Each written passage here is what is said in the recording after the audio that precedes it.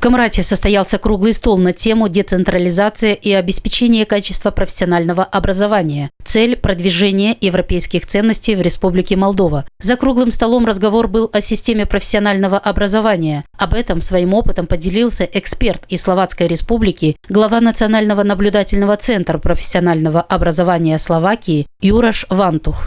Когда экономика уже растет, не хватает молодых людей, компании сразу интересуются. И поэтому, так и в Словакии,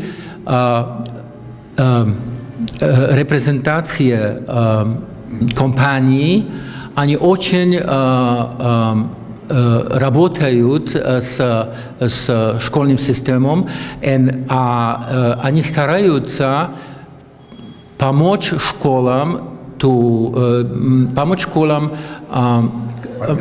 подготовить таких студентов, которые нужны для рынка. Но это не так легко. Участники круглого стола отметили значимость и важность данной встречи, так как опыт Словакии поможет нам разработать свою модель профессионально-технического образования с целью привития у молодежи любви к рабочим профессиям. Опыт надо изучать, и нельзя приземлить модель, которая в этой стране у нас в Гагаузии.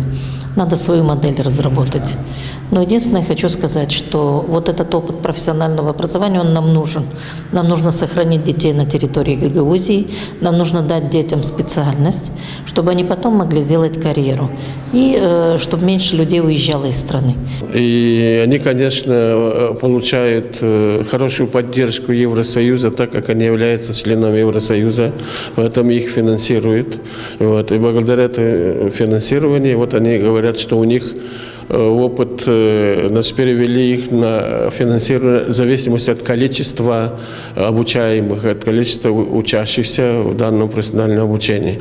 У нас такая же система финансирования в школах, зависит от того, учебное заведение финансирует насчет того, сколько учащихся обучаются в данной школе. Организатором данного круглого стола в Камрате выступила неправительственная организация «Идис Вииторул» совместно с Центром «Проевропа» в Камрате. Эксперт этой организации Вячеслав Бербека сообщил, что подобные круглые столы проходят во многих учебных заведениях Молдовы, в том числе и в Гагаузской автономии, по разным направлениям об европейских ценностях. Одна из главных идей этого проекта в том, чтобы эксперты из Словакии приходили вот на наших мероприятиях и своим опытом поделились. Сейчас мы говорим о вопросе технического образования в Республике Молдова и как в Словакии, да, как у них там все это организовано и как у них все это обустроено. Организатор данного мероприятия также отметил, что такие круглые столы